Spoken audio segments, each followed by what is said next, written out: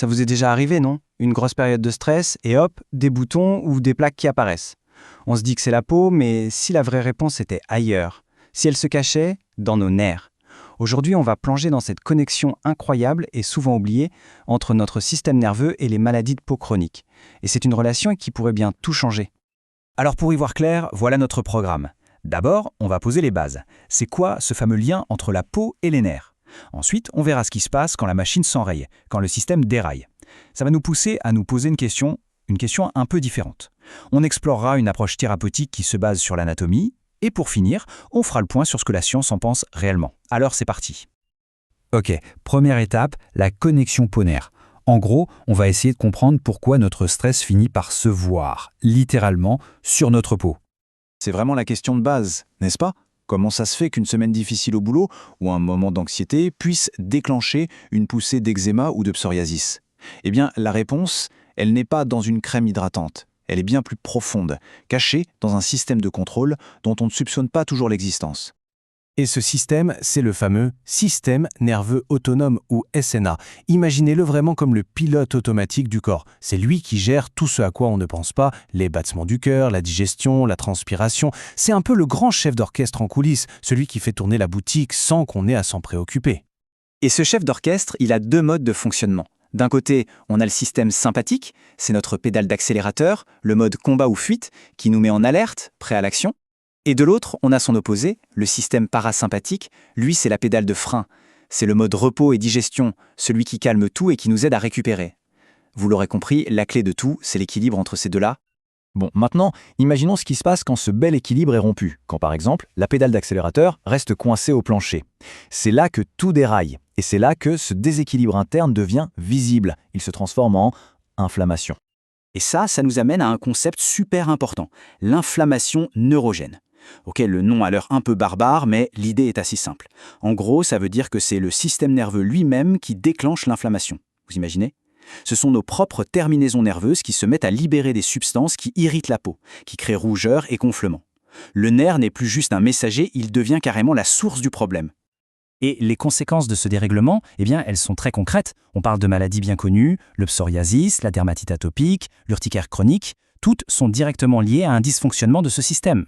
Prenez le psoriasis par exemple. On sait aujourd'hui que des substances libérées par les nerfs, des neuropeptides, jouent un rôle majeur dans l'inflammation. Ou l'urticaire, où les nerfs contrôlent la libération d'histamine. C'est un lien direct.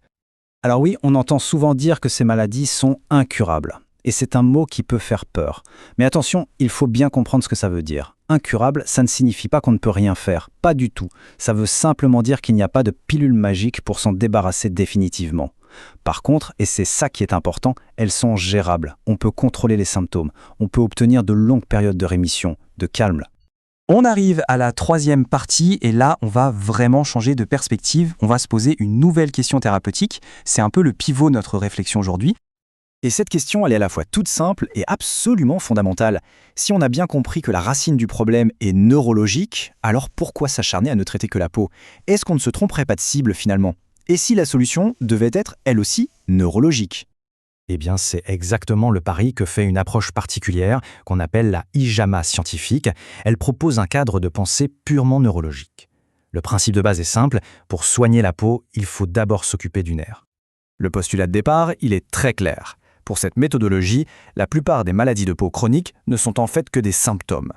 Les symptômes d'un problème bien plus large, un dérèglement général du système nerveux, combiné à une accumulation de ce qu'on appelle des neurotoxines. Autrement dit, la peau ne fait que tirer la sonnette d'alarme.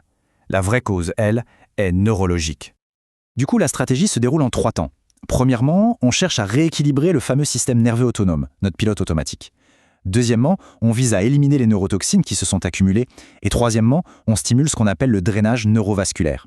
C'est une approche globale qui s'attaque au problème à la racine sur plusieurs fronts à la fois. Ok, on en vient à l'anatomie du traitement. Maintenant qu'on a vu le pourquoi, voyons un peu le comment. Parce que bien sûr, cette méthodologie ne se fait pas au hasard. Elle s'appuie sur une cartographie très précise du corps, sur des voies anatomiques bien spécifiques. Tout commence au sommet, au centre de commandement, le cerveau. L'idée, c'est de cibler des voies centrales comme le sinus sagittal supérieur ou le sinus caverneux. L'objectif est clair, drainer les neurotoxines qui encombrent le système nerveux central. C'est un peu comme si on faisait une réinitialisation du pilote automatique, mais directement à la source. Après le cerveau, on descend d'un étage le long de la colonne. On s'intéresse aux voies cervicales et thoraciques. En clair, on va travailler sur la région du cou et entre les omoplates. Pourquoi là? Parce que c'est un accès direct aux grandes chaînes nerveuses sympathiques. Vous vous souvenez de la pédale d'accélérateur? Eh bien, c'est là qu'on va pouvoir agir pour enfin la relâcher un peu. Et enfin, après avoir traité le central et le régulateur, on arrive à la zone des symptômes, la peau. On va donc travailler sur les voies périphériques, c'est-à-dire les bras, les mains, les jambes. L'action ici est locale, avec un double objectif. D'une part, améliorer la circulation sanguine pour que la peau soit mieux nourrie, et d'autre part, calmer les terminaisons nerveuses qui sont en surchauffe, pile là où les problèmes apparaissent. Voilà, on arrive à notre dernière partie, et elle est cruciale. On va parler des preuves et des questions qui restent ouvertes. C'est super important de remettre tout ça dans le contexte scientifique global pour avoir une vision juste et équilibrée. Il faut bien comprendre que cette approche, même si elle est spécifique, ne sort pas de nulle part. Elle s'appuie sur des découvertes scientifiques bien réelles. Par exemple, on sait, grâce à une étude de 2018, que les nerfs peuvent bel et bien libérer des substances inflammatoires. Ça, c'est un fait. D'autres recherches montrent qu'on peut, via une stimulation externe, moduler le système nerveux. Et enfin, le plus important peut-être, on a des preuves objectives que les patients qui souffrent de psoriasis ont un vrai dysfonctionnement de leur système nerveux autonome. On voit que les pièces du puzzle commencent à s'emboîter. Alors pour résumer, où en est-on aujourd'hui, scientifiquement parlant? Il y a des points sur lesquels tout le monde est d'accord. Le lien entre les nerfs, le stress et l'inflammation de la peau, ça, c'est établi. Le fait que le SNA déraille dans beaucoup de maladies de peau chronique, c'est aussi un consensus. Par contre, là où il y a encore du travail, c'est sur la validation de cette méthodologie en particulier. Il manque des essais cliniques à grande échelle pour la confirmer. Et les mécanismes précis, eh bien, ils ont encore besoin d'être étudiés plus en détail.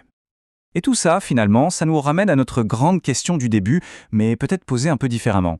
Et si l'avenir de la dermatologie, c'était moins de chercher la crème miracle, et plus de chercher à comprendre et à traiter notre système nerveux? La réponse définitive, personne ne l'a encore. Mais une chose est sûre, la question, elle, est plus que jamais sur la table.